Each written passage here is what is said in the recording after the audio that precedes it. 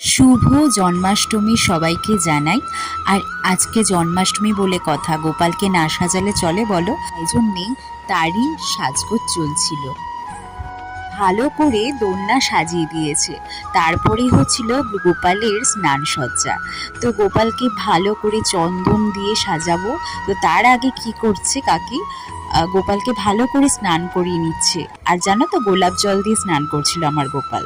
তারপরে ভালো করে চন্দনের ফোঁটা দিয়ে দেখো গোপালকে কি সুন্দরভাবে জামা পরে সাজিয়েছে। আর তার সাথে দেখো মুকুট আর গলার হারও বানিয়ে দিয়েছিল কাকি শাশুড়ি।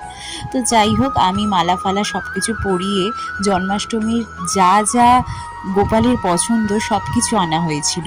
তো সব কিছু দিয়ে ভালো করে গোপালকে পুজো দিলাম।